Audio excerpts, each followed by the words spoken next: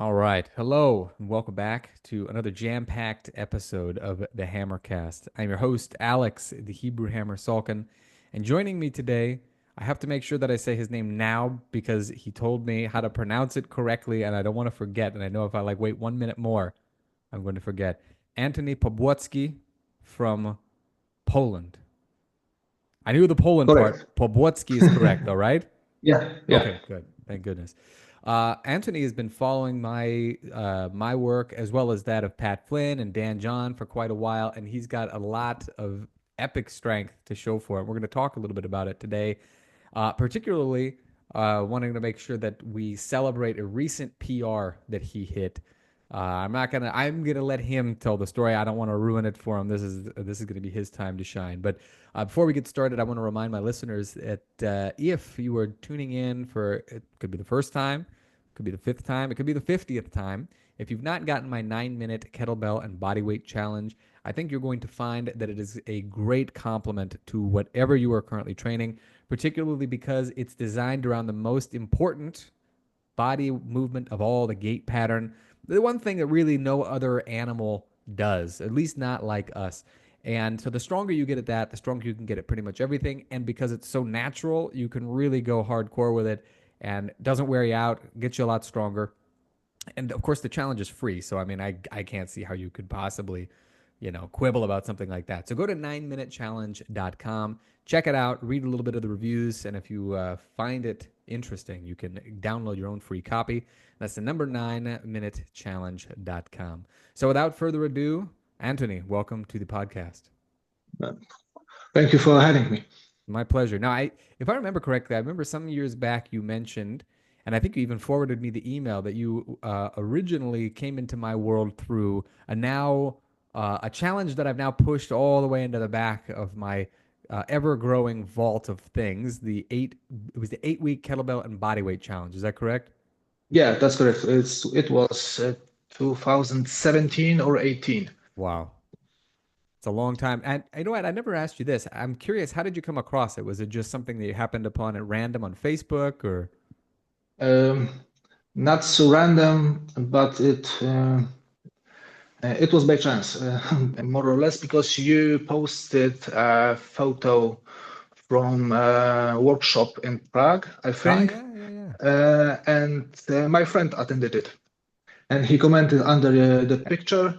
I got interested. I was in a moment where I was looking for some information about kettlebells to deepen my knowledge, to do my own thing generally, Yeah. and it was the first step to find you, Pat Flynn, as you said, Dan John, and Jeff Newport. Wow.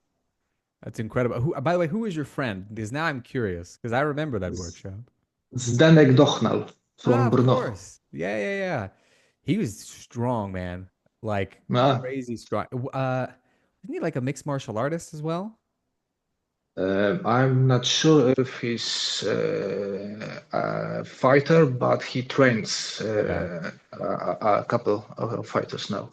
Okay. Yeah. Now, I think if I remember correctly too, now I know if it's the same guy I'm thinking of, I'm pretty sure it is. If this was the original strength workshop in particular that you're referring to, or I think it was that one, he may have gone to another one that I remember doing a workshop. First one in Prague was in 2014, and I was also there in 2015 to do a straight arm strength training workshop. So it could have been either one of those.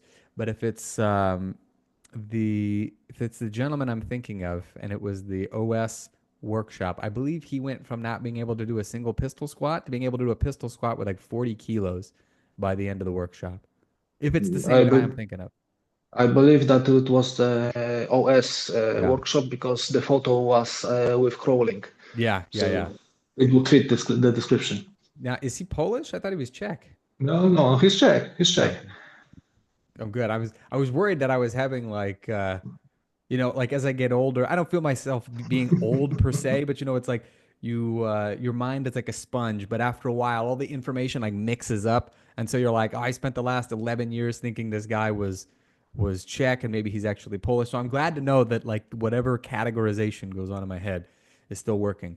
Yes, I remember him. I have not seen him in many years because I haven't been in Prague in a great many years, but he was a great participant and like I said, just crazy strong. So that's very cool.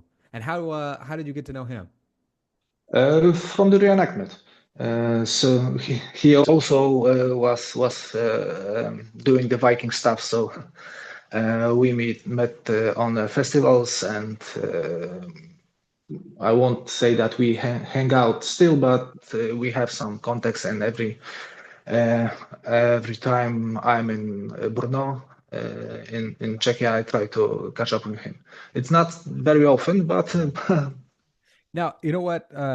You and I were talking about this beforehand, the reenactments. Tell us a little bit about that first and foremost, because this is something that I can see you're very passionate about, and it's something that's more common than I thought. Because as I mentioned, I had Jared Evans on my podcast a couple years ago, and he does the reenactments as well. But you have a particularly cool um, historical period that I think Americans in particular look upon with like a certain reverence because everybody loves this particular group of people. So tell us a little bit about it, like how you got into it, the historical periods that you do the reenactments with, and what all it entails. Like what is the historical reenactment?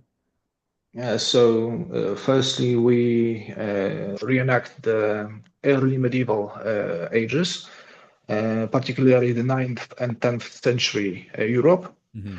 So the more or less Viking Age and the beginnings of the Polish country, Hmm. so Polish nation. Um, and I started doing it in high school. So unfortunately, more than 20 years ago. I'm with It's you. been a while, and after I moved to the university in Poznan, I changed the group, the brotherhood, from the one in my hometown to the one I'm now Hmm. in. And mostly I was interested in the culture, who the vibe of being a Viking, being a warrior. Who wouldn't like that? And now it's a hobby of to move, still to fight. Hmm. And after so many years, each festival is a great meetup with a lot of friends. Yeah. I think what I find very cool about it is that it's like a very physical activity. And, presumably, because you're actually doing, let's say, like fight reenactments or like battle reenactments, there's a pretty decent level of fitness that you actually have to either have to come into it or to aspire to in order to be able to keep up. So, when you got started, what was your training like? Did you immediately just go to kettlebells, or was it the sort of a thing that you kind of made the rounds through a variety of different fads until you got Uh, to kettlebells and calisthenics? Firstly, we just fought with sticks, mostly in the nearby forest, Hmm. and that was okay, sufficient. Later, when I moved to Poznan and started to train with the new group, it was mostly sparring, Mm. not so much strength training. Strength training came a couple years later. Hmm. I had PE on the university, but I wasn't very passionate about it. It was just a regular gym, and it never clicked for me. Hmm. Uh, and I discovered the kettlebells in 2013. So it was after I finished the university, Hmm. and our friend did the first strong first one level and started a group. Mm. So it was the first time I attended an intro, and now I'm here. Nice. I never stopped. Yeah, I've actually had a chance to meet a couple of the at least I think they're now team leaders from Poland. I'm drawing a blank on the guy's name. I think he was a Krav Maga instructor, at least when I remember him. Dariusz Waluś, That's I right. Yes, yeah. exactly, exactly.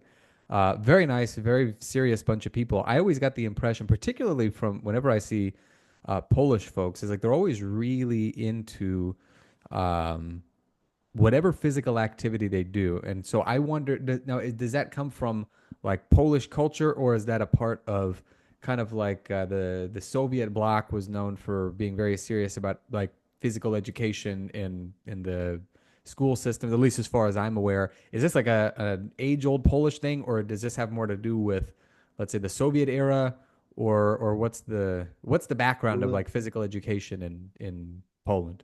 it's hard to say if it's just a Polish thing or just an Eastern Bloc thing, Mhm. uh, because we as Poles don't really like to be put together with the Eastern Bloc I and don't blame you. the traditions from Russia. Hmm. Um, Even the kettlebell was mostly forgotten in the last couple of decades. Mm. Uh, I never seen a kettlebell, I think, when I was a kid. Mm. Later on, when I was looking into this, I found a book about the exercises, kettlebell exercises from 1952, I think, Mm. written in Polish.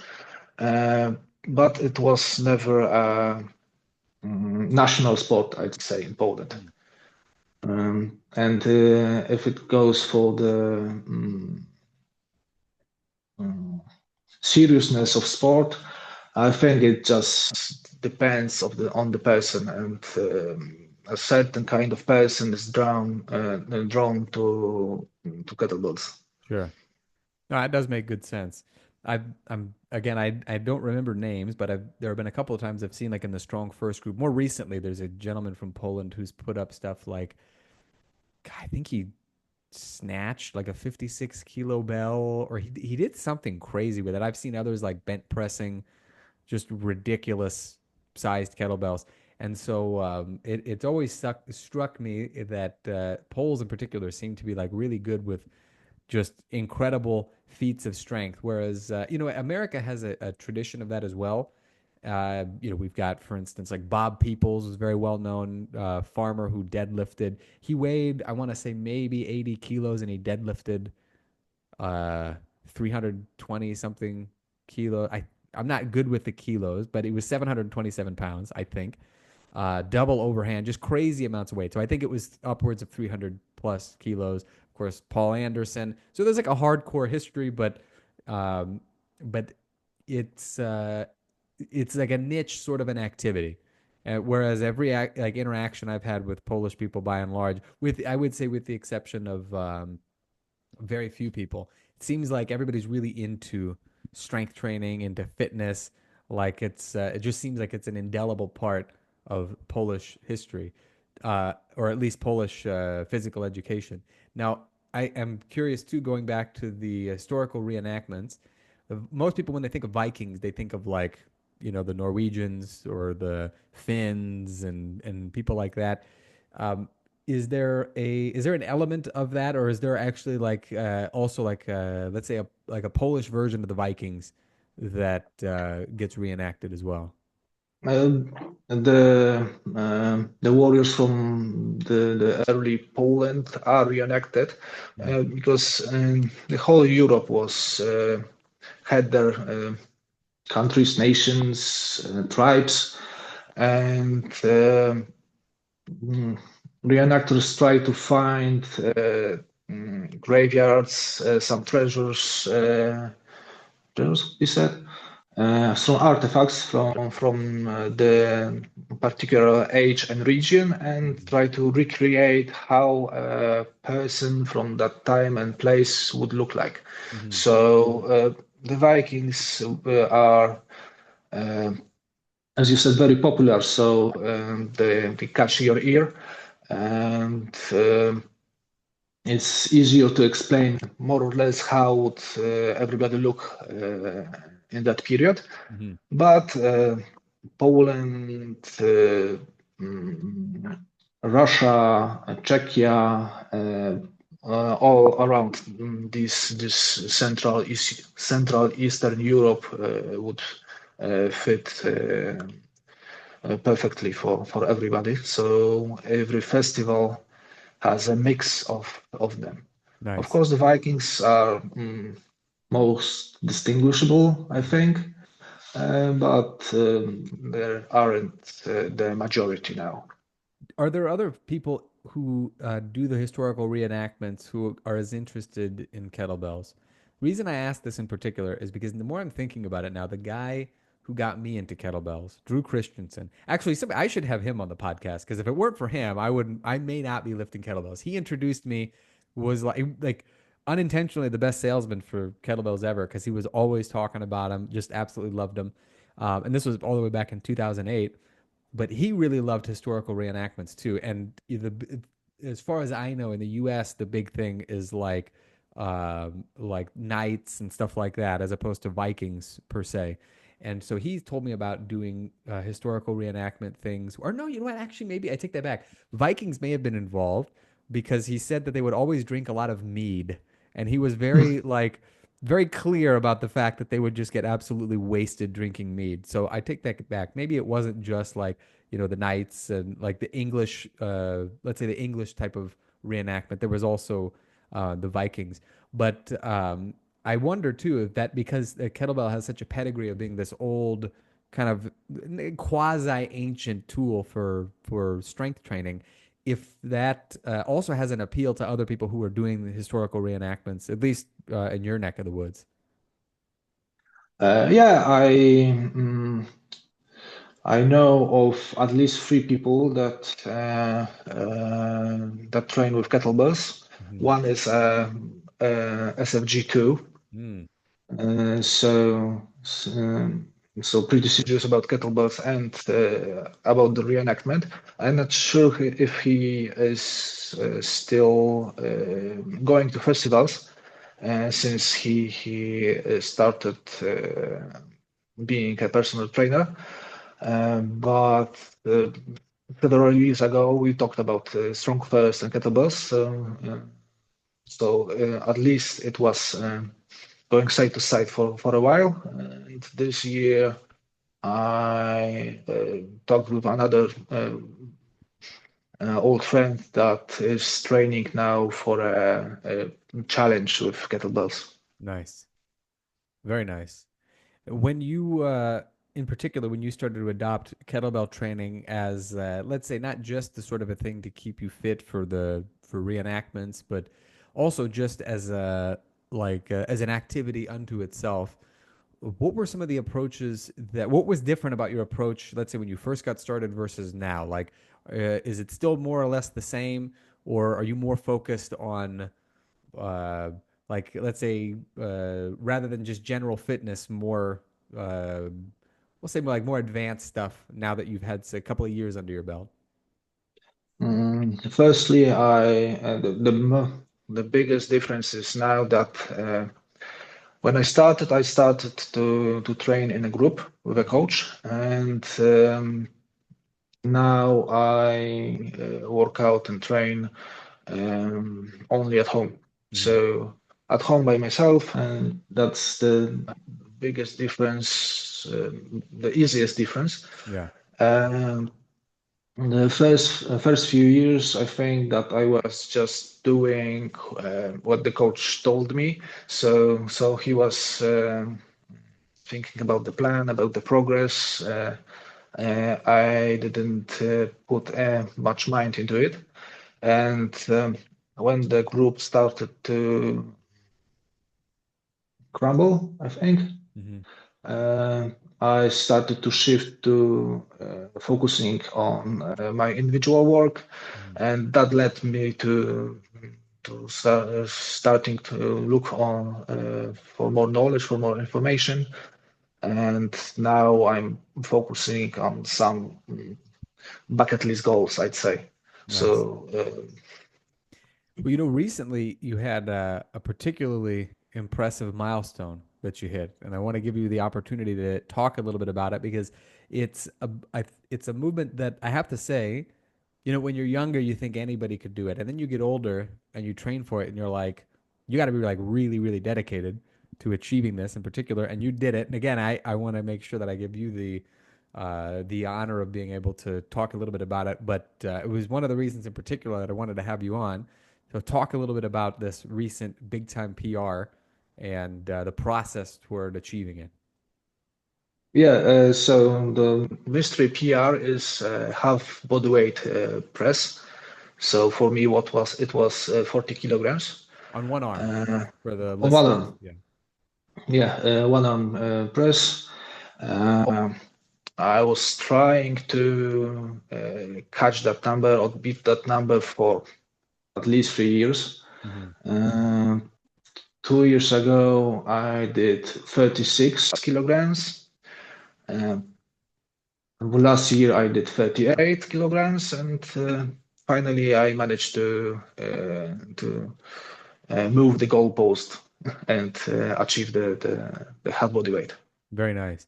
And you did it in particular with a program that I put out last year called Power Up Your Press. And it was based on a program that I wrote for a private client, Dr. Jim Madden, who was at one point was a Brazilian Jiu-Jitsu world champion. And it was kind of an avant-garde approach. And I want to ask in particular, having gone through probably at least a couple of different approaches for your pressing, what did you find in particular that number one was different from what you had done previously, and number two, what seemed like it worked in a way that you thought I probably should have done this from the beginning, but just never even thought about it. Uh, and I usually went the previous 2 times. I went heavier, definitely heavier in training. Hmm. The weights were bigger than this time than in the power up to your press. And if I used bottoms up presses, I used them only for a warm up, not Hmm. for the main dish of the program. So that was the most the most different. Uh, Also, the weights were the volume was bigger, and the weight was a bit smaller Hmm. because it was 70% of my rep max. So Hmm. most of the time I thought it was a bit too easy, too little, but it kept me injury free. That I cannot say that from the previous times. Hmm.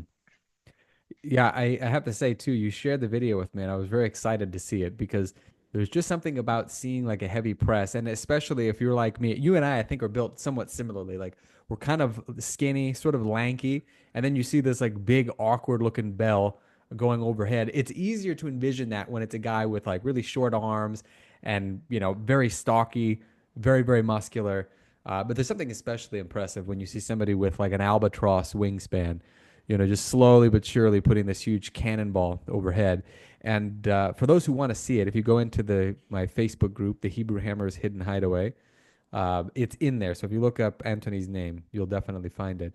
Do you have any plans on going for like even heavier, maybe 44 kilos at some point, or you're happy with just a 40 kilo?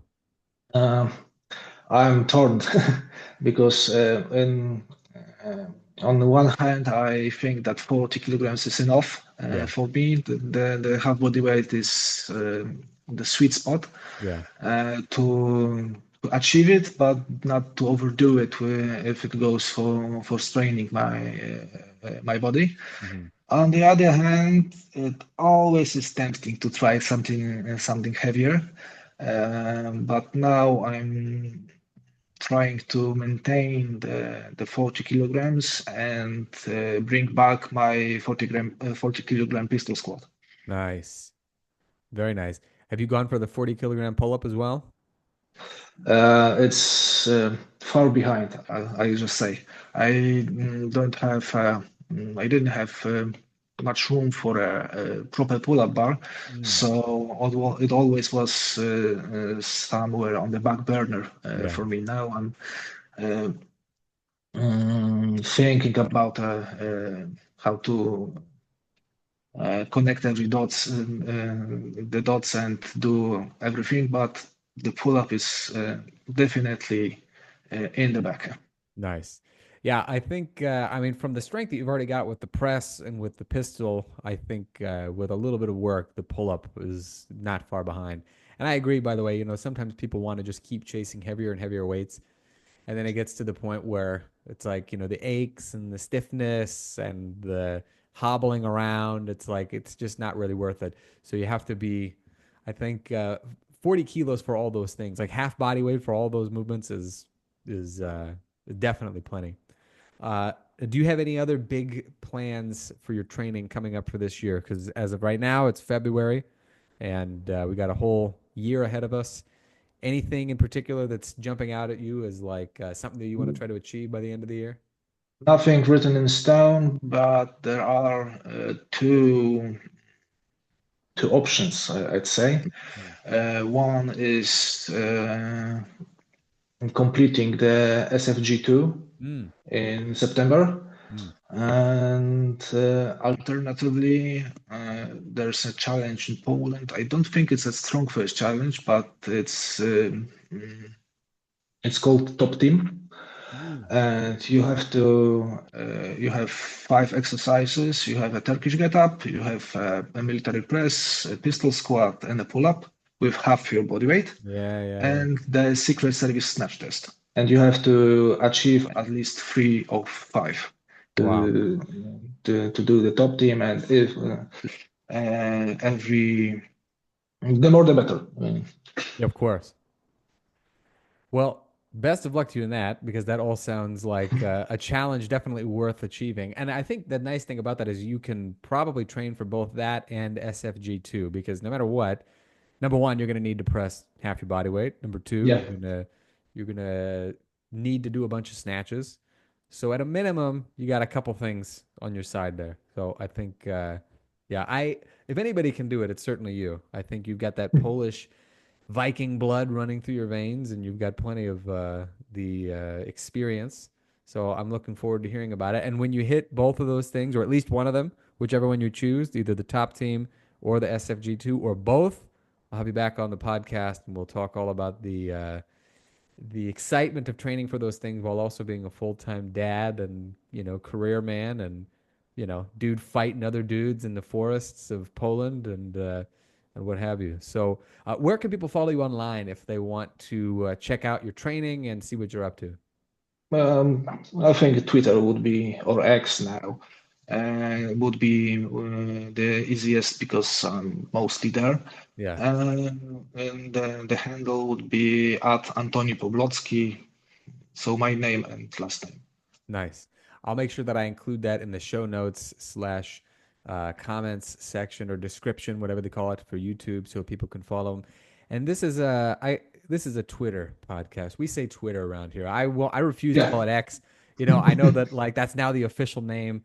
I'm just too used to calling it Twitter, and I'm at the age where I feel like I don't need to change my ways. Twitter it is. So follow Antoni on Twitter. Check out his excellent videos. He's got some really impressive stuff. And any final words for us before we bid these fine listeners farewell? I'm just happy that I could talk to you. And thank you again for all the tips and hints you gave me during the Power Up Your Press program. It was my pleasure. Together, we were able to crush weakness, defy gravity, and there will be plenty more of that in the future. So, folks, thank you very much for listening. And as always, have fun and happy training.